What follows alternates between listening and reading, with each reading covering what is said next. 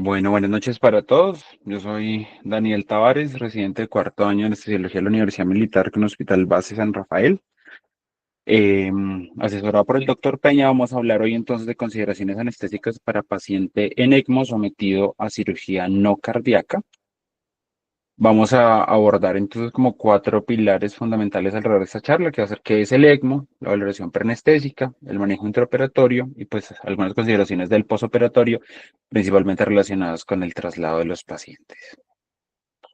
Entonces, ¿qué es el ECMO o la oxigenación por membrana extracorpórea? Entonces va a ser una medida de soporte vital avanzado que nos va a permitir, de acuerdo con su configuración, que ya vamos a ver, un soporte a ese paciente que se encuentra críticamente enfermo y que va a permitir entonces un soporte que, de acuerdo con a su configuración, en el veno arterial va a generar un soporte circulatorio de oxigenación y ventilación también puede aparecer, y en el veno venoso principalmente de oxigenación y ventilación. ¿Eso qué quiere decir? Que vamos a permitir que la sangre del paciente circule a través de un circuito en el cual va a someterse a oxigenación, a eliminación del CO2, y en el contexto del veno arterial, pues a través de la bomba se va a garantizar esa circulación, esa perfusión, esos órganos periféricos que inicialmente, pues hay que hablar que también va a generar algunas limitaciones en cuanto a la función cardíaca porque se va a oponer o digamos va a aumentar esa poscarga del ventrículo izquierdo.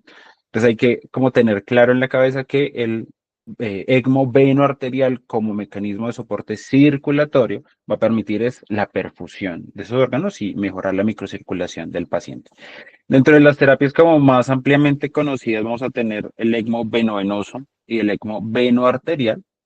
Pero también hay otras que pudieran utilizarse como el ECMO de veno a arteria pulmonar. Entonces, para que entendamos realmente cómo funciona eso, pues tenemos que tratar como de hacernos una idea o una imagen de cómo circula la sangre a través del circuito. En el contexto del ECMO veno-venoso, que es el que tenemos sobre la derecha, lo que vamos a tener es una canulación del circuito venoso. Esta sangre que se canula va a circular hacia una bomba centrífuga que funciona con un electromagneto y que de acuerdo con las revoluciones por minuto nos va a permitir un flujo que usualmente oscila entre los 50 y los 70 ml por kilo por minuto, que va a circular a través de un oxigenador que va a ser una membrana que nos va a permitir entonces la entrada de oxígeno, la eliminación del CO2, que va a estar condicionado por métodos de, perdón, por difusión a través de la membrana y que la velocidad de ese flujo a través de ese oxigenador pues va a garantizar mayor o menor eliminación de ese CO2 y va a retornar al sistema venoso para circular a través de las cavidades cardíacas, entrar al circuito pulmonar y del circuito sistémico. Eso quiere decir que no tiene un soporte circulatorio. La circulación del paciente depende de la integridad de su sistema cardiovascular y de su función pues cardíaca en ese contexto, por lo cual está indicado para pacientes que tienen patologías que comprometen principalmente la oxigenación con un sistema cardiovascular que está funcionando aparentemente bien. Y en el contexto del veno arterial, vamos a tener entonces una canulación venosa que nos va a permitir la circulación de sangre hacia la bomba que tiene las mismas características, una bomba centrífuga que funciona con electromagneto, que va hacia el oxigenador, pero esta va a entrar al circuito arterial, es decir, que sí va a garantizar a través del flujo que nos dé, digamos, de las revoluciones por minuto y del flujo que nos dé la bomba, la perfusión de esos órganos periféricos. Las canulaciones pueden ser en el contexto de la vena arterial periférica o central, y pues eso tendrá algunas implicaciones, sobre todo con digamos, con respecto a la poscarga del ventrículo izquierdo, y pues con algunas complicaciones que ya veremos más adelante cómo se comportan en los pacientes con ECMO. Entonces son pacientes críticamente enfermos que necesitan ese tipo de asistencia y para los cuales pues hay algunas indicaciones en el contexto del ECMO veno-venoso que decíamos que tiene un soporte principalmente de oxigenación. Pues vamos a tener pacientes que tienen una hipoxemia refractaria en el contexto del paciente con SDRA, el paciente con neumonía severa, el paciente con EPOC, con asma severo o con patología pulmonar en estado terminal que se encuentra en puente a trasplante. En el contexto del ectal, entonces vamos a tener esas patologías que van a comprometer hemodinámicamente a nuestros pacientes. Entonces, un SRA con cor pulmonar, un paciente con un tromboembolismo pulmonar masivo con colapso hemodinámico, el paciente en posoperatorio de cirugía cardíaca que no, digamos, en el que no logramos un desmonte adecuado de la circulación extracorpórea, el ECMO de resucitación, el paciente séptico con compromiso sistólico del ventrículo izquierdo y un escenario que podríamos decir un poco novedoso, que si bien ya se conocía, se ha venido extendiendo más y es el paciente con trauma grave o trauma severo, en el cual llevarlo a ECMO también podría pues facilitar su recuperación y la realización de algunas intervenciones quirúrgicas que podrían mejorar su pronóstico. Esas indicaciones se configuran entonces en tres objetivos. Yo tengo tres objetivos, uno de estos tres objetivos con mis pacientes que voy a llevar a una terapia ECMO. Dani, un apunte. Vete atrás. Hay otras indicaciones y es que es importante saber que, por ejemplo, la intoxicación eh, severa por anestésicos locales con compromiso circulatorio y obviamente el colapso cardiovascular es una indicación de ECMO, porque sabemos que es una patología que es potencialmente reversible, ¿sí? Y sobre todo aquellas patologías que llevan al choque cardiogénico, que son potencialmente reversibles, son indicación de ECMO.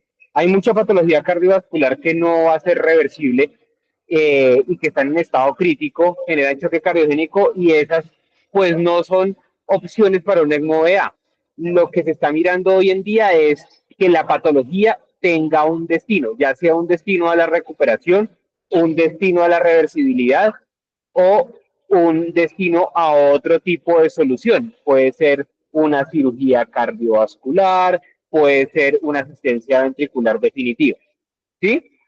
Eh, Bajo esa premisa hay una infinidad de indicaciones que se salen también de la patología cardiovascular y el choque cardiogénico. Está la sepsis severa con compromiso del ventrículo izquierdo, la toxicidad por anestésicos locales eh, y muchas veces ECMO post-resucitación. Entre la parte respiratoria hay que acotar una punta importante. Vemos mucho paciente con SRA, ¿sí? El SRA lleva a una hipoxemia importante, a una hipercamia importante, a una acidosis que puede aumentar la resistencia vascular pulmonar y eso puede afectar la contractilidad del ventrículo derecho por aumento de su poscarga. Muchas veces los ecos previos a esa instalación del ECMO veno-venoso muestran una disfunción leve a moderada del ventrículo derecho. Entonces, muchos pensarían de entrada colocarle un ECMO VA por la disfunción del ventrículo derecho.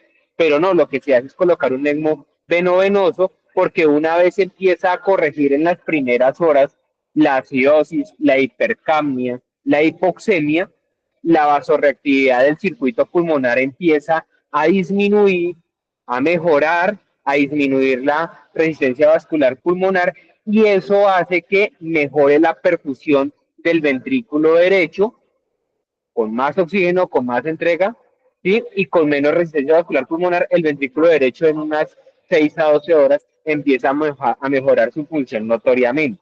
Entonces, de entrada, esos pacientes requieren un ECMO veno-venoso. Si vemos que definitivamente después de 12 horas ese paciente no mejora la función del ventrículo derecho, de hecho empeora, es una indicación de convertir el ECMO veno-venoso a un ECMO veno-arterial. ¿Listo? Bueno, continúa. Listo, profe, gracias.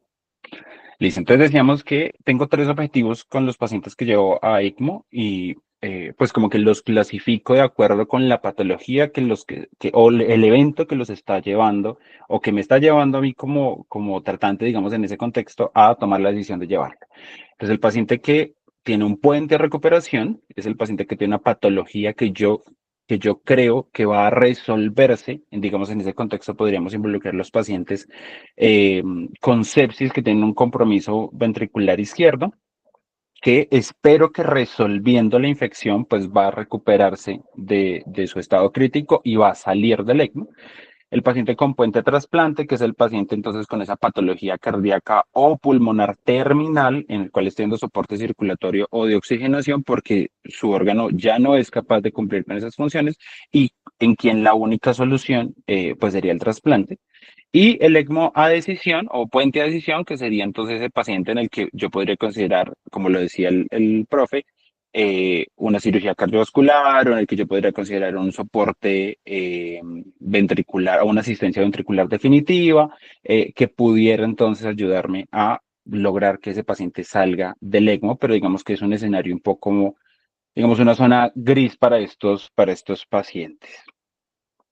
Listo. Entonces, teniendo en cuenta que estos pacientes están críticamente enfermos, tienen un compromiso severo de su oxigenación o de su circulación, ¿qué tengo que tener en cuenta en esos pacientes antes de llevarlo a un procedimiento quirúrgico no cardíaco? Teniendo en cuenta que esos pacientes pueden hacer o pueden requerir estos procedimientos por complicaciones o condiciones propias del ECMO o por otras patologías que pueden estar coexistiendo. Entonces, lo primero es que estos pacientes se clasifican como pacientes ASA 5. Estos pacientes ASA 5 o se pueden llevar a procedimientos clasificados como categoría 1 o categoría 2 según el CIPOT, es decir, pacientes para procedimientos, perdón, emergentes o urgentes. Pero entonces, ¿cuáles son esos procedimientos a los que yo pudiera exponerme? Porque hay una cosa aquí importante para mencionar y es que si bien usualmente estos pacientes van a estar bajo el cuidado del anestesiólogo cardiovascular, en el contexto de un procedimiento categoría 1 en el que el primer respondedor o quien está en ese momento, por ejemplo, de turno, es un anestesiólogo general, pues tendrá que atender esa situación porque son procedimientos que no van a dar espera, que deben resolverse en el momento porque pueden pues llevar a la muerte del paciente. Entonces hay complicaciones, como les decía, propias de la terapia del paciente, compromisos vasculares por la canulación, por ejemplo, en la canulación femoral, en el que pudiera haber sangrado o hematoma dentro de la cavidad abdominal, usualmente en el retroperitoneo, y que el paciente requiera ser llevado a un control hemostático, que puede ser una laparotomía para el control o procedimientos endovasculares que permitieran un adecuado control de ese foco de sangrado, o el paciente que puede ser llevado a una laparotomía para una resección intestinal por isquemia. Entonces son procedimientos que no van a dar espera, categoría 1, que deben ser atendidos por, digamos, el anestesiólogo que esté en ese momento de turno. Otro escenario que puede presentarse con estos pacientes, pues es la isquemia de extremidad, sobre todo en las canulaciones femorales. Entonces son pacientes que pueden ser llevados a exploraciones vasculares o a derivaciones para lograr una perfusión adecuada de la extremidad. Los pacientes sépticos que están, digamos, recibiendo soporte con ECMO, pues pueden tener colecciones que sean susceptibles de drenaje y como sabemos, pues es un pilar fundamental de la terapia pues para lograr mejores desenlaces en estos pacientes y procedimientos relacionados con alteraciones de la coagulación propias de la anticoagulación necesaria para el ECMO o de la trombocitopenia por consumo que puede haber en esos pacientes al exponer la sangre a, pues al circuito del ECMO. Entonces pueden requerir procedimientos endoscópicos, usualmente de vía digestiva, porque pueden presentar sangrados en esta zona, o el drenaje de hematomas, incluyendo hematomas en neuroeje, pues relacionados con la trombocitopenia. Entonces son procedimientos que deben ser urgentes, que deben atenderse inmediatamente y que podríamos ser nosotros, como anestesiólogos generales, quienes tengamos que atender inicialmente a esos pacientes. Entonces hay algunas cosas que tenemos que tener en cuenta del tipo de terapia en el que ese paciente al que vamos a llevar el procedimiento pues está recibiendo en ese momento. Y dentro de esto pues hay que hablar de algunas diferencias entre el veno venoso y el veno arterial. Por ejemplo, fenómenos que pueden presentarse de forma casi que exclusiva en el veno venoso, como la recirculación cuando las cánulas se encuentran muy cerca una de la otra, lo que va a llevar al paciente a hipoxemia. Son cosas que hay que saber reconocer tempranamente. Saber entonces que el ECMO veno-arterial usualmente va a generar un aumento de la poscarga del ventrículo izquierdo. Entonces, en esos pacientes, usualmente, digamos que si bien estoy garantizando la perfusión de los órganos, pues cuando hay una recuperación de su función cardiovascular y ese ventrículo está peleando contra una mayor poscarga, pues puede generar algunas complicaciones también que pueden comprometer hemodinámicamente al paciente. Digamos que dentro de la valoración de esos pacientes, aparte de conocer qué tipo de terapia tienen y algunas condiciones particulares de esas terapias, pues habrá que evaluar. Habrá que tener una evaluación hemodinámica usualmente con ecocardiografía. Estos pacientes críticamente enfermos usualmente tienen ya un ecocardiograma que podríamos valorar para evaluar entonces ese compromiso cardiovascular que tienen, y también nos va a permitir, cuando los ecocardiogramas se han hecho, digamos, después de la canulación, pues en algunas ocasiones también nos podrían referir la adecuada localización de las cánulas. Una evaluación hematológica y de la coagulación con un hemograma para evaluar entonces si el paciente requiere optimización de sus valores de hemoglobina o una optimización de sus valores de plaquetas, que como les decía, entonces van a generar una trombocitopenia por consumo.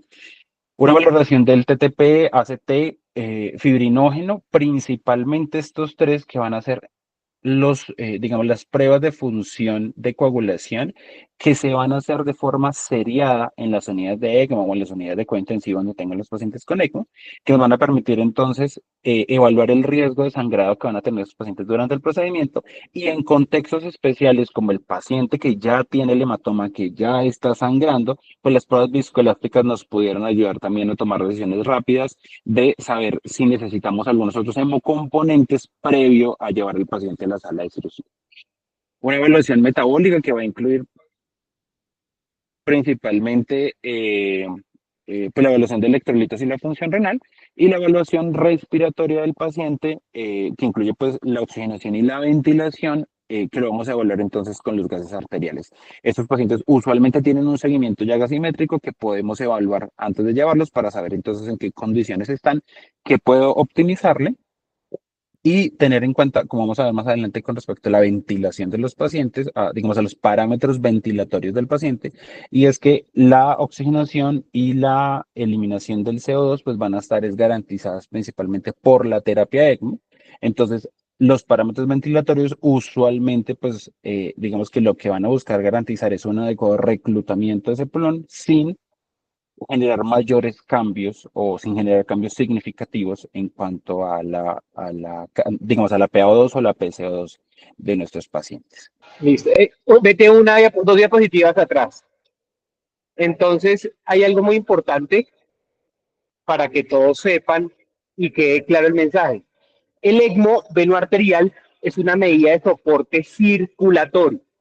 Se diseñó para asistir, soportar la microcirculación cuando el sistema cardiovascular propio no lo puede hacer.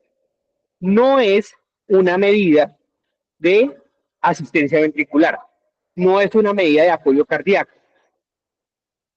De hecho, cuando tenemos un escenario en el que la función sistólica del ventrículo izquierdo no es óptima, porque tiene una mala FEDI, porque tiene un infarto reciente, el ECMO venoarterial de hecho puede empeorar esa función sistólica al imponer una mayor poscarga.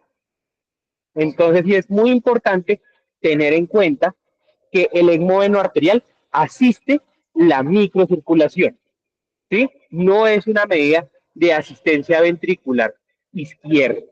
¿Listo? Eso debe quedar claro porque existe en el medio una confusión al respecto. En lo segundo, la segunda diapositiva, la siguiente, Dani. Entonces, esto es, digamos que un mapa en el cual cuando nosotros lleguemos a valorar el paciente que nos pasaron y que tiene estas medidas de soporte venovenoso o venoarterial, debemos tener en cuenta. ¿Eso qué quiere decir? Que debemos valorar estos cuatro escenarios. ¿Cómo está la situación hemodinámica del paciente y qué tipo de monitoría tiene? ¿Qué monitoría del gasto cardíaco tiene? Si es, tiene un ecocardiograma reciente, y en el ecocardiograma que me cuente cómo está la función del ventrículo derecho, cómo está la función del ventrículo izquierdo. Uno, en función sistólica. Dos, cómo está el estado de volumen intravascular respecto a qué tan llenos o vacíos están las cavidades. Tercero, cómo está la posición de las cánulas, si hay algún problema o mal posicionamiento con respecto a las cánulas. Y cuarto, si existen derrames o taponamientos.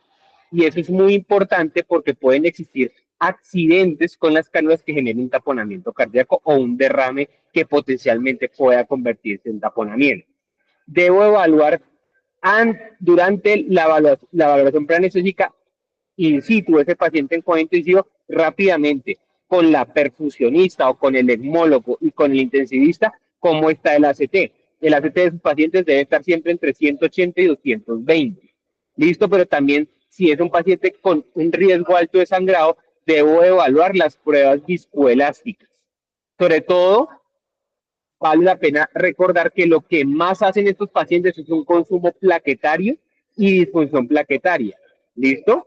Tercero, debo valorar la función renal porque muchos de esos pacientes asociados a choque pueden coexistir con falla renal aguda y necesitar un estado de diálisis. ¿Listo? O una terapia de reemplazo renal conjunta.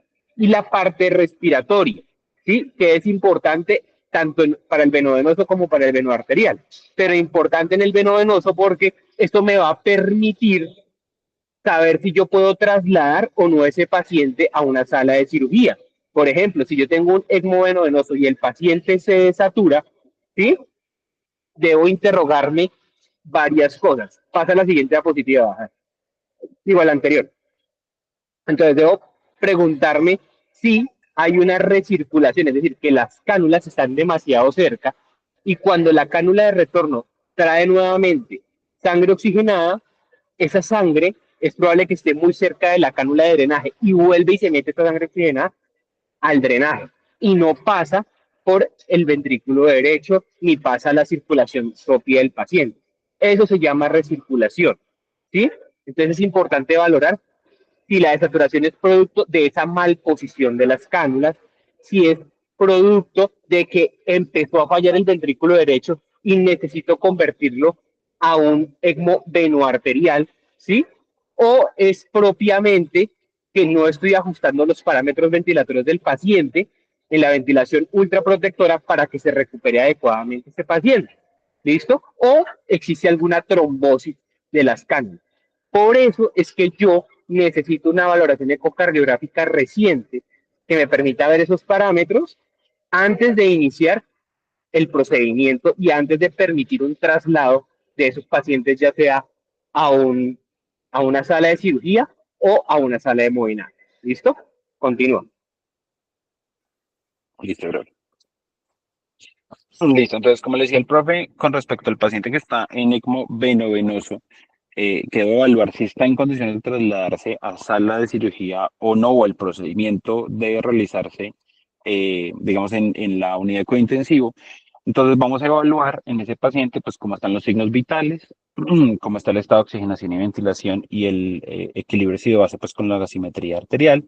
Y hay que evaluar algunos aspectos con respecto a la terapia. Entonces, evaluar la integridad del circuito. Digamos que lo que se recomienda es que se evalúen las cánulas con una linterna o con un flash para evaluar que estén íntegros las cánulas, que no hayan fugas, que no hayan trombos dentro de las cánulas, que haya una integridad de la bomba y el oxigenador. Entonces, lo mismo, con la linterna se puede evaluar en el oxigenador si hay presencia de trombos o de coágulos pues, dentro del oxigenador que puedan comprometer esa capacidad de oxigenar la sangre del paciente y que comprometa entonces la saturación y la PaO2 del paciente y evaluar los parámetros que tiene programado el paciente. Entonces, usualmente, como les decía, los pacientes, sobre todo los pacientes de veno arterial, van a tener unos flujos entre 50 y 70 ml kilo minuto que va a garantizar un gasto cardíaco aproximadamente de 3 litros. Y estos pacientes van a tener, de acuerdo con su evolución y con su recuperación, pues esos parámetros se pueden ir disminuyendo lo que puede tener entonces flujos distintos. Hay que preguntarse eso con la perfusionista, cómo está programado el ECMO en ese momento y sobre todo tener un registro de la presión dentro de las cánulas que el monitor, digamos, el sistema ECMO nos va a permitir un registro de esto porque cambios en la presión del ECMO nos puede hablar de cambios de la volemia del paciente. Entonces, disminuciones significativas dentro de las cánulas de drenaje o de la cánula venosa primaria nos va a permitir pensar que el paciente está en un estado de hipovolemia o aumentos dentro de la presión del circuito, pues nos puede hacer pensar que el paciente está en un estado de hipervolemia. Eso también nos puede ayudar junto con la valoración ecocardiográfica a evaluar las condiciones del paciente y pues tener un registro, digamos, durante o un comparativo también de cómo estaba el paciente antes de llevarse al procedimiento.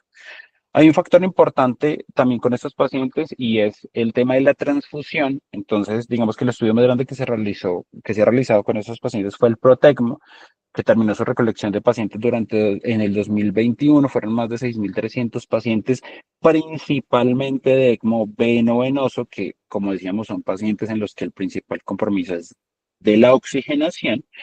Y ellos evalúan transfusión liberal versus conservadora para, bueno, y los desenlaces en mortalidad durante los siguientes 28 días. Y se dieron cuenta, pues, de cosas o confirmaron cosas que podíamos extrapolar de otras poblaciones, y es que hemoglobinas por debajo de 7 gramos por decilitro, pues, aumentan la mortalidad a 28 días, pero que las transfusiones liberales también podían comprometer a los pacientes y aumentar los eventos tromboembólicos. Sin embargo, estos pacientes, pues como les decía, eran pacientes principalmente de ECMO veno-venoso. Digamos que en el escenario del paciente con ECMO veno-arterial, pues la situación es diferente porque el compromiso circulatorio de esos pacientes, usualmente relacionado con choque cardiogénico, pues puede requerir cifras de hemoglobina más altas. Además, que eran pacientes que no se estaba teniendo en cuenta que pues que no eran pacientes que fueran a ser llevados a procedimientos quirúrgicos, por lo cual no se tenía en cuenta o no se esperaba un sangrado en estos pacientes, por lo cual nuestras metas de hemoglobina pues podrían ser más altas, que usualmente se estipulan alrededor de 10 gramos por decilitro antes de llevar el paciente a este tipo de procedimientos, que junto con la evaluación de las pruebas viscoelásticas pues nos puede ayudar a definir qué otros hemocomponentes se pueden administrar previamente. Listo. En el intraoperatorio, entonces, ¿quién se encarga del manejo de la terapia ECMO? Entonces, esto es un trabajo mancomunado y que exige una relación adecuada con el equipo de perfusión. Entonces, es el perfusionista quien se va a encargar de manipular el dispositivo como tal, pero debemos nosotros conocer cómo funciona el sistema, cuáles son los objetivos de nuestro paciente, cuál es el tipo de terapia, para determinar digamos, con la persona encargada de perfusión qué modificaciones se pueden hacer al paciente o a la programación de la terapia del paciente, porque, por ejemplo, el paciente en veno arterial podríamos manipular el flujo de la bomba para garantizar una mejor perfusión. Entonces, es un trabajo siempre en equipo y usualmente, como les decía también al principio, usualmente está a cargo, o digamos, quien está a cargo del cuidado anestésico del paciente, pues es el anestesiólogo cardiovascular, pero en algunas situaciones podríamos ser nosotros anestesiólogos generales quienes nos enfrentemos a esas situaciones. Entonces, ¿cómo vamos a monitorizar nuestro paciente en el intraoperatorio? Estos pacientes necesitan monitoría invasiva de la presión arterial. Estos pacientes ya tienen en la unidad de cuidado intensivo monitoría invasiva de la presión arterial, ya llegan con esta invasión. Como vamos a ver más adelante, digamos, en la siguiente diapositiva vamos a ver en cuanto a la técnica anestésica, qué es lo recomendado, pero entonces, en función de eso, pues los pacientes deben llevar monitoría de profundidad anestésica. Las guías ELSO nos hablan o mencionan principalmente la utilización del BIS como estrategia para monitorear la profundidad, pero en realidad podemos utilizar la que tengamos disponible. Monitoría básica que va a incluir. Dani, ahí hay una cosa importante para que todos tengan en cuenta lo siguiente, y es cómo está la línea arterial de esos pacientes, sobre todo en la terapia venoarterial. Y pasa lo siguiente, en la terapia venoarterial, nosotros, el ECMO, mientras asiste la microcirculación, debemos tratar de mantener una función sistólica del ventrículo izquierdo que permita una apertura de la válvula aórtica. Esa apertura de la válvula aórtica debe ser visible y debe tener por lo menos una presión diferencial o una presión de pulso de al menos 12 milímetros de mercurio. Si no existe esa presión de pulso por encima de ese valor o es muy baja o vemos un aplanamiento de la curva de la tensión arterial, tenemos un grave problema. Está existiendo un deterioro en la función sistólica del ventrículo izquierdo que no está permitiendo que él, por su propia eyección, abra la válvula aórtica. La consecuencia directa es que va a haber una estasis muy grande dentro del ventrículo izquierdo con la producción de un trombo y un riesgo de embolia. Y lo segundo es que esa sangre que no se puede eyectar se va a ir directamente al pulmón y va a generar un edema pulmonar muy grande. Entonces, en ese momento, si yo percibo ese problema, tengo que avisar inmediatamente al intensivista y al equipo de ECMO para que hagan una valoración ecocardiográfica o yo mismo tengo la posibilidad de hacerlo, debo evaluar cómo está la función ventricular izquierda. Si ese paciente tiene un ECMO veno arterial, es muy posible, ¿sí?, que necesite una terapia adicional al ECMO para asistir el ventrículo izquierdo. La terapia que más comúnmente encontramos disponible es el balón de contrapulsación. En otros países desarrollados existe un dispositivo que se llama el Impela. Básicamente son medidas que ayudan a asistir a la función del ventrículo. ¿Listo? Lo otro es que si el paciente tiene un ECMO veno arterial ya implantado de forma periférica en las arterias y venas femorales, ya tiene el balón y no tengo una buena presión de pulso o la línea está muy aplanada, este paciente muy seguramente va a necesitar la conversión de un ECMO, de ese ECMO arterial, a una canulación central, que me va a servir no solamente como ECMO, sino me va a funcionar también como una asistencia ventricular. ¿Listo? El ECMO de forma central va a ir entonces una cánula a la aurícula derecha y otra a la aorta, como un bypass cardiopulmonar. Entonces, me va a servir para asistir la circulación y me va a servir de forma también como asistencia ventricular. ¿Listo? Entonces, es importante valorar cómo está la morfología, la presión de pulso de la línea arterial antes de iniciar cualquier traslado, ¿sí?, y antes de iniciar cualquier acto anestésico, porque ahí tenemos un problema muy grave. ¿Listo? Listo, profe.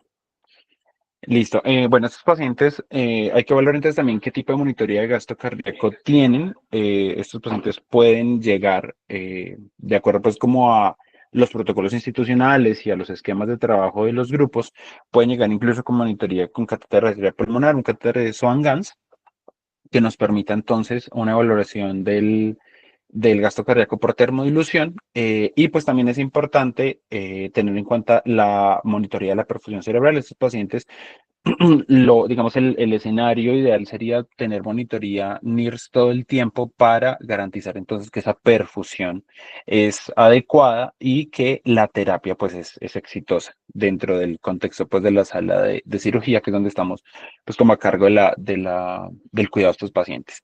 Y hacer seguimiento con gases arteriales y pruebas de coagulación. Entonces, digamos que los pacientes necesitan, como decía el profe, una CT entre 180 y 220. Algunos utilizan el TTP como evaluación de este estado de coagulación con un TTP que sea mayor de 1.5 veces, entre 1.5 y 2 veces el valor de referencia al laboratorio.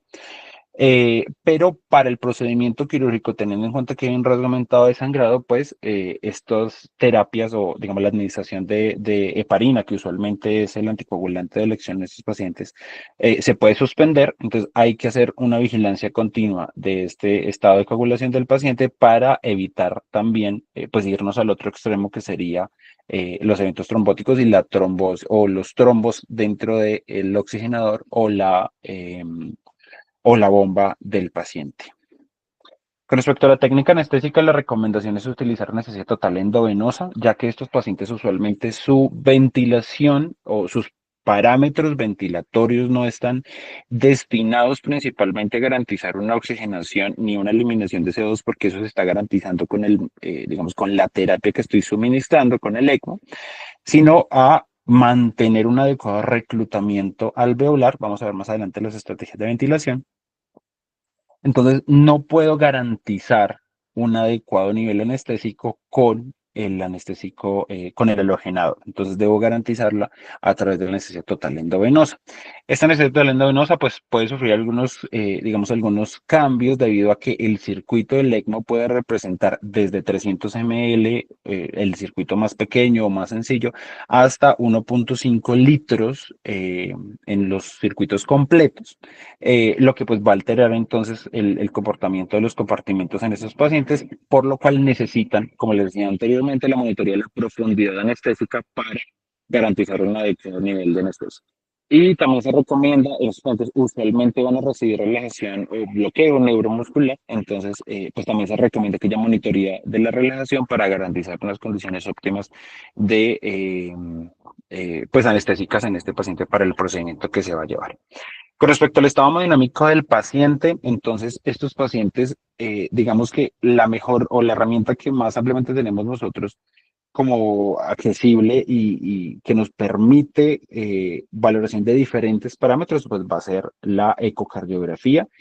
Para este escenario particular, la que tiene mejor rendimiento es la ecocardiografía transesofágica, que nos va a permitir entonces la valoración de la disposición de las cánulas que estén adecuadamente localizadas y nos va a permitir evaluar también ese, digamos, ese estado de volemia del paciente. Digamos, en este escenario hay mejor evidencia con respecto a la evaluación del paciente que está con una, digamos, es más fácil valorar un paciente que está con un estado de sobrecarga de volumen, pero hay algunas cosas que pudieran ayudarnos en el paciente que está hipovolémico y es entonces que el vaso esté adherido a la cánula. Eso nos habla pues de que el paciente está en un estado de hipovolemia, el fenómeno pues de kissing ventricular y además de eso, además, digamos, fuera de la ecocardiografía, también las presiones dentro del circuito usualmente o disminuciones, perdón, de la presión en la cánula de drenaje que estén por encima de menos 80 milímetros de mercurio se relacionan con estados de hipovolemia. Y cuando la presión alcanza menos 120, lo que usualmente aparece es la cavitación, que es el movimiento o el temblor de la cánula que usualmente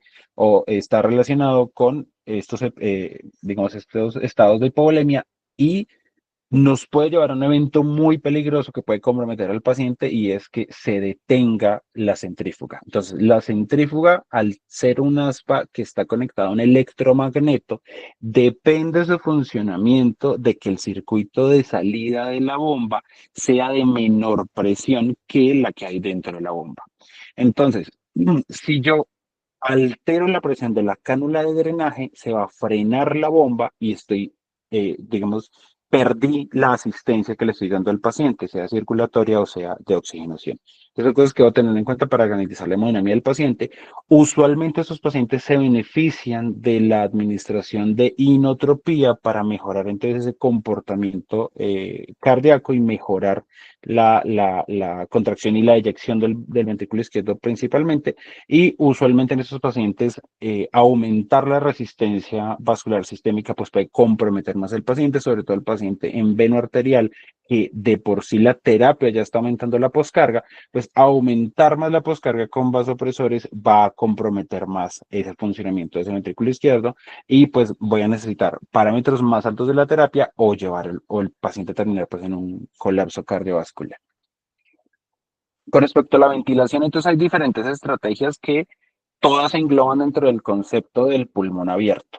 Estos, digamos que hay estrategias con modos de ventilación controlados por presión o modos de ventilación controlados por volumen para alcanzar presiones bajas y volúmenes bajos, usualmente por debajo de 6 ml por kilo. Incluso algunos recomiendan por debajo de 4 ml por kilo, pero con una PIP usualmente, digamos, más alta de lo que nosotros normalmente utilizamos, que ronda entre los 10 y los 15 centímetros de agua, que lo que nos va a permitir es un adecuado reclutamiento alveolar.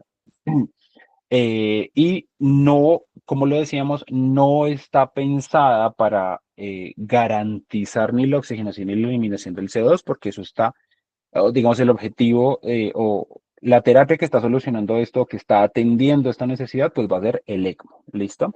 Entonces, si bien la monitoría con capnografía nos va a permitir evaluar que el paciente pues tiene un, digamos, podemos ver una capnografía normal. Esa capnografía normal usualmente no está relacionada o no depende de los parámetros ventilatorios del paciente, sino de la eliminación del CO2 a través de la membrana de oxigenación del circuito del ECMO. ¿Listo?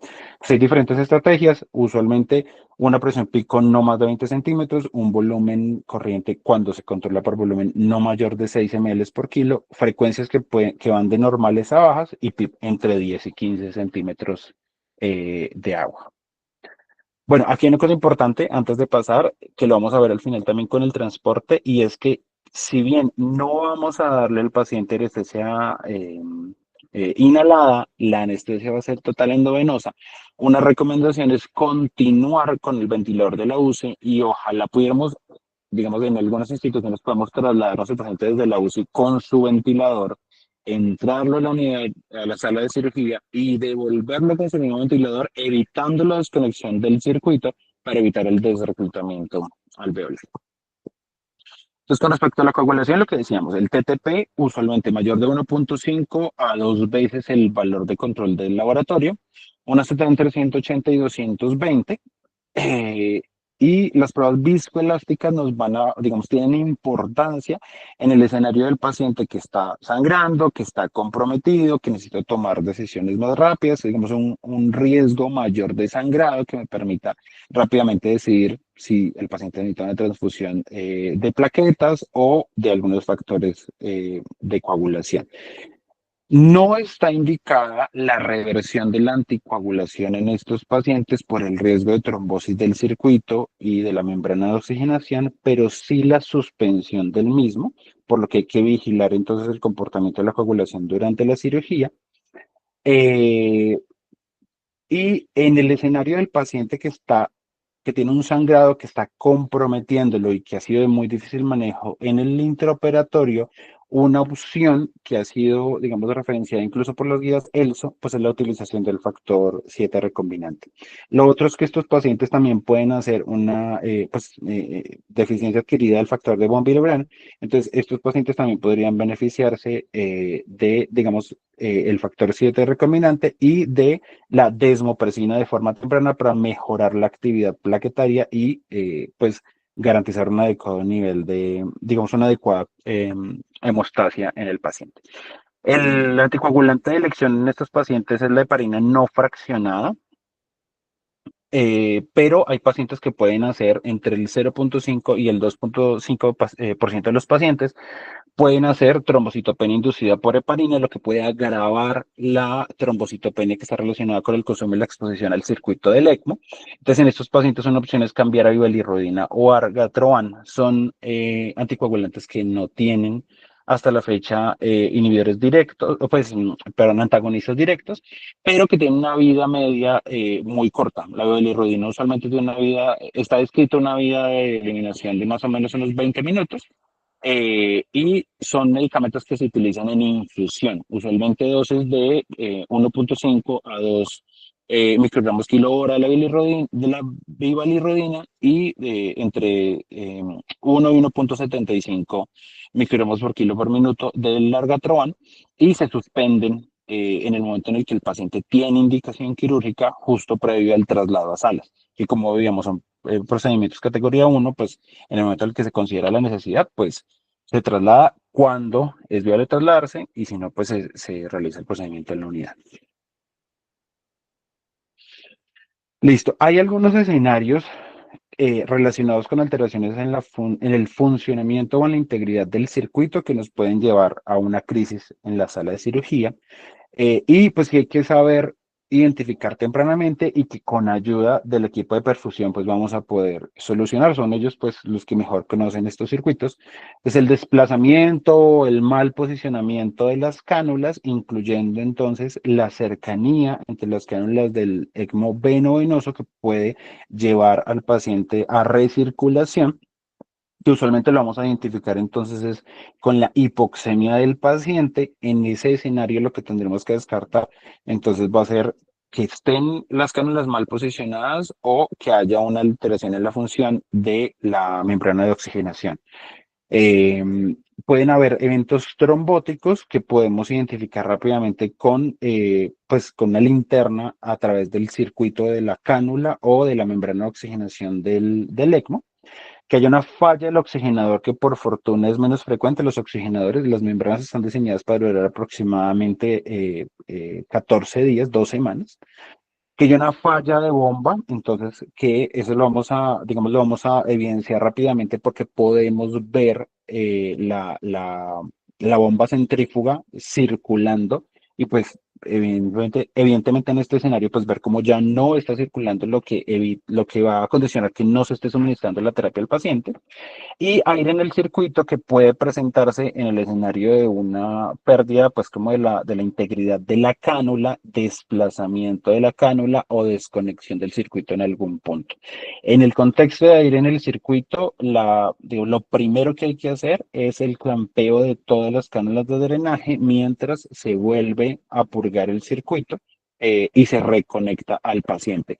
En ese tránsito, el paciente puede sufrir, digamos, puede progresar a un colapso hemodinámico o a una desaturación severa, dependiendo pues el tipo de terapia que le esté suministrando.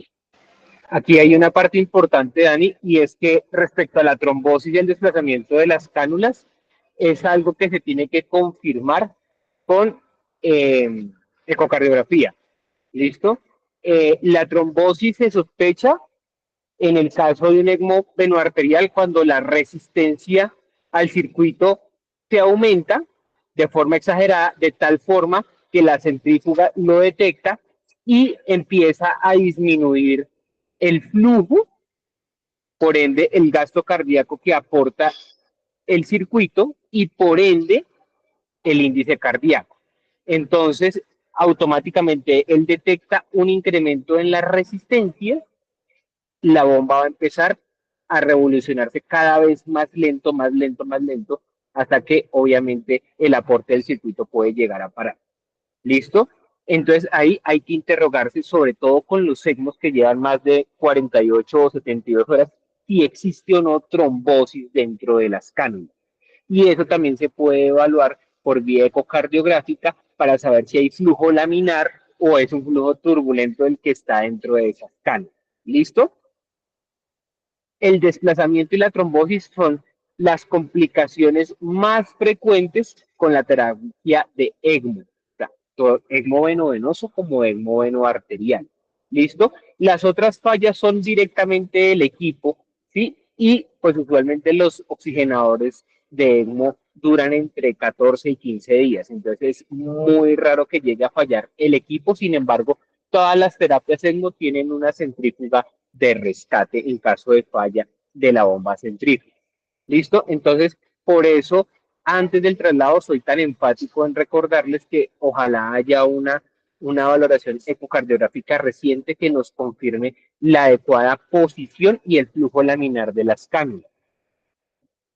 Por favor, solicitar eso o tratar de hacerlo si nosotros estamos en la posición en el entrenamiento de hacerlo, ya que de eso depende la seguridad del traslado de sus pacientes. ¿Listo? Muchos cardiólogos incluso ni siquiera evalúan el estado de las cánulas. Ellos van, hacen el eco, miran que está así, contrae bien, no contrae bien, se quedan con el dato de la FEBI, que obviamente es algo importante, pero no es lo único, y mirar si tienen derrames o si no está taponado, pero no se fijan en las cánulas, y eso es muy importante. ¿Listo? Sí. Listo, profe. Listo, entonces en el posoperatorio lo más importante pues va a ser el traslado nuevamente de ese paciente a la unidad y nuevamente, como hicimos la evaluación antes de que lo llevaran a la sala de cirugía y determinamos ese paciente en qué condiciones estaba, pues en esas mismas condiciones tendremos que asegurarnos del traslado. Entonces, muy importante siempre estar acompañado por un perfusionista para realizar el traslado del paciente, la persona entrenada para la manipulación del circuito de la terapia. Este paciente pues debe ir con toda la monitoría que le teníamos en la sala de cirugía, llevarse nuevamente a la unidad de cuidado intensivo. Lo ideal sería que las unidades también tuvieran la posibilidad de monitoría de NIRS.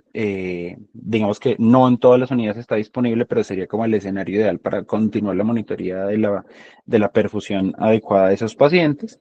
Y lo que les había dicho con respecto a la ventilación. Entonces, lo ideal es que continuáramos todo el tiempo en la ventilación del paciente con el ventilador de la unidad de cuidado intensivo para evitar la desconexión y evitar el desreclutamiento. No se recomienda el traslado de pacientes en terapia ECMO con ventilación con pulmón abierto, con ventilación manual. ¿Listo? Entonces, la bolsa válvula mascarilla no está recomendada para el traslado de esos pacientes. Lo ideal es el ventilador de la UCI o, en su defecto, un ventilador de traslado, que si bien puede que no tenga algunas de las funciones, pues de los de las programaciones de ventilación que tienen los ventiladores de UCI o que tienen nuestra máquina de anestesia, pues en realidad, como lo veíamos, la ventilación de estos pacientes básicamente va a ser una ventilación controlada por presión, no una ventilación controlada por volumen. Entonces, esto sí lo podría garantizar un ventilador de traslado. ¿Listo? Entonces, evaluar nuevamente la integridad del circuito, que las cánulas estén funcionales, evaluar nuevamente que no haya presencia de trombos en la membrana o en la bomba y pues nuevamente llevar el paciente a la unidad. ¿Listo? Y eso es todo. Muchas gracias. Esta es mi bibliografía y muchas gracias por su atención. Muy bien, Dani. Algo que sí es muy importante es que nos familiaricemos con la terapia porque somos un centro que va en crecimiento, no solamente en logística, en cantidad de pacientes, en complejidad, en tecnología también. ¿Sí? Entonces, nuestra capacidad de atender pacientes con terapia EMO va a ser cada vez más frecuente. ¿Sí? Y no solamente el ECMO arterial llegará en un punto en donde también, como todo centro de alta complejidad, se abra algún día una UCI dedicada a soporte circulatorio y eso incluye el ECMO venoso. En dado caso, pues todos los anestesiólogos del grupo vamos a tener la necesidad de estar familiarizados con la terapia y de valorar, como muy bien lo dijo Dani, esos aspectos principales, listo, que pues también tienen mucha materia pues para hablar y para explicar, listo, pero eso pues se hará con la necesidad del tiempo. Es, el mensaje de la charla es que nos familiaricemos con este tipo de terapias.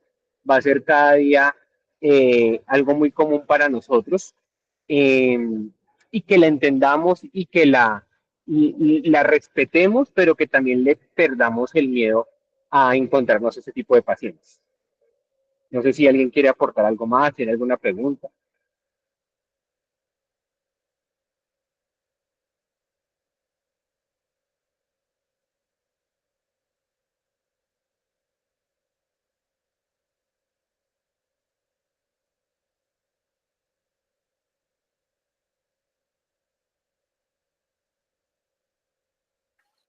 Le levanto la mano. Bueno, buenas noches, Doc.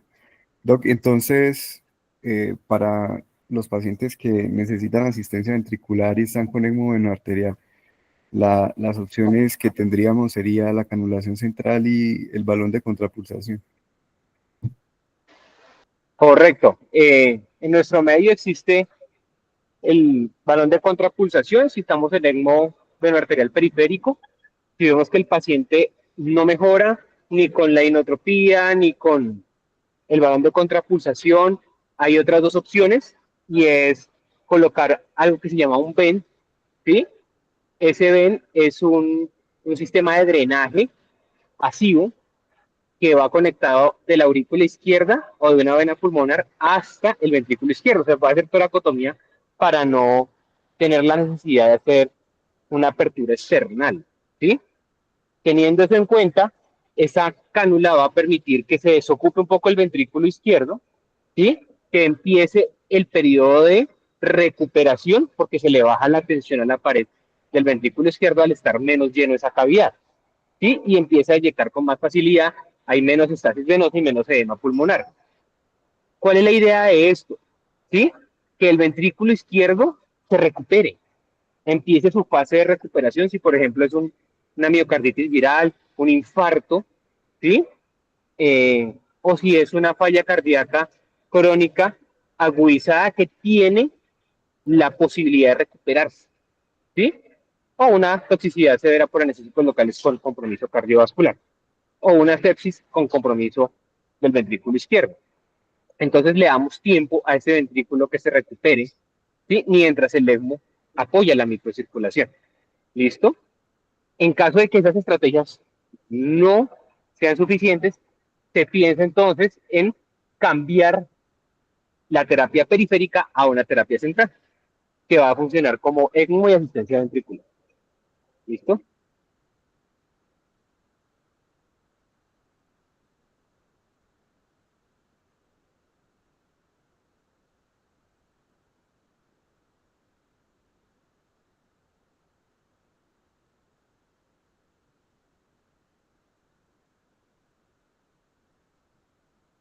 No, yo creo que no hay más preguntas. Bueno, muy bien, Dani.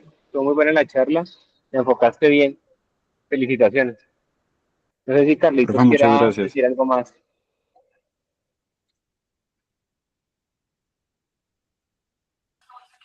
Pero que es claro, y nos vamos a enfrentar más frecuente a este tipo de pacientes y nos van a llamar cada vez más, hay que estar preparados siempre y tomar conductas y decisiones a la cabecera del paciente con todo lo que nos acaban de contar. Listo, muy bien. Entonces, feliz noche y muchas gracias a todos. Muchas gracias. Feliz noche.